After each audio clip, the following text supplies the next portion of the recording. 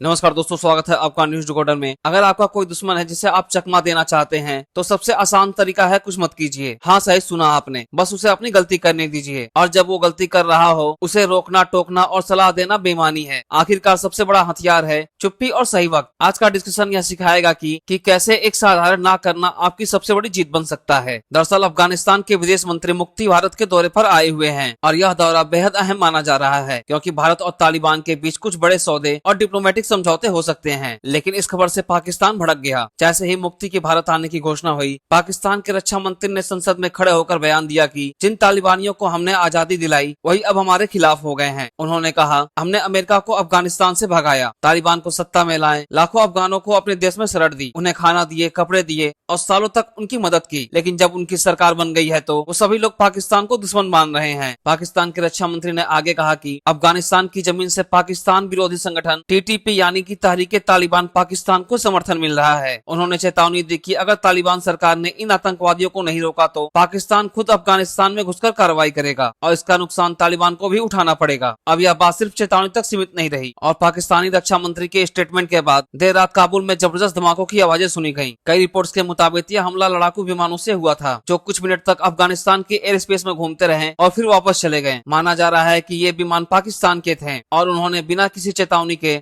अफगानिस्तान की राजधानी पर हमला किया। इस हमले में कई आम नागरिकों की मौत हुई है, लेकिन इसी वक्त भारत ने जवाब देने के लिए एक स्ट्रेटेजिक कदम उठा लिया। जैसे ही मुफ्ती भारत पहुंचे, इस मौके पर भारत ने एक बड़ा ऐलान कर दिया। भारत अब तालिबान सरकार को आधिकारिक मान्यता यानी कि रिकॉग्निशन दे रहा है। इसका मतलब यह हुआ कि भारत और अफगानिस्तान के बीच फॉर्मल डिप्लोमेटिक रिलेशनशिप स्टेब्लिश हो गए हैं। पहले जहां काउंसुलेट थे अब उसे एम्बेसी में बदला जाएगा। इसके साथ ही भारत ने यह भी कहा कि अफगानिस्तान में डेवलपमेंट प्रोजेक्ट जो पिछले 4 सालों से रुकी हुई थी उन्हें दोबारा शुरू किया जाएगा। इनमें सड़कें, पुल, डैम, हॉस्पिटल, स्टेडियम और अन्य प्रोजेक्ट शामिल थे। भारत ने यह भी कहा कि अब नए वेलफेयर प्रोजेक्ट शुरू किए जाएंगे जहां अफगान सिविलियन को फिर से दवाइयां, मेडिकल इक्विपमेंट जैसे कि एमआरआई और सीटी स्कैन मशीनें भेजी जाएंगी। अब आप सोचिए अफगानिस्तान के लोगों के लिए यह कितना बड़ा पल है। एक तरफ पाकिस्तान उनके ऊपर बम गिरा रहा है, बिना वार्निंग के हमला कर रहा है और दूसरी तरफ भारत उन्हें रिकॉग्निशन दे रहा है, मदद कर रहा है और उनके देश का विकास कर रहा है। अफगानिस्तान के लोगों के बीच और तालिबान की कोर लीडरशिप के बीच भारत की छवि पहले से ही अच्छी थी, लेकिन अब वो और मजबूत हो जाएगी। रिपोर्ट्स के मुताबिक आज तालिबान के 90 से 95% सदस्य भारत को पाकिस्तान से ज्यादा पसंद करते हैं। भारत का यह कदम सिर्फ दोस्ती नहीं बल्कि एक स्ट्रेटेजिक मास्टर स्ट्रोक भी है क्योंकि अफगानिस्तान में भारी मात्रा में रेयर अर्थ मिनरल्स जैसे कि कॉपर, निकेल, लिथियम, गोल्ड और यूरेनियम मौजूद हैं। अगर अफगानिस्तान में भारत की छवि मजबूत होती है तो वहाँ की गवर्नमेंट इन माइंस के कॉन्ट्रैक्ट भारतीय कंपनियों को देगी, न कि चीन और पाकिस्तान को। यानी कि यह स्टेप सिर्फ ह्यूमैनिटेरियन और पॉलिटिकल नहीं है बल्कि इकोनॉमिक और स्ट्रेटेजिक रूप से भी भारत के लिए गेम चेंजर साबित होगा। आने वाले 1-2 सालों में भारत का अफगानिस्तान में इंफ्लुएंस कई गुना बढ़ जाएगा और पाकिस्तान का इंफ्लुएंस लगभग खत्म हो जाएगा। ऐसे में सवाल उठता है कि हम अपने पैसे से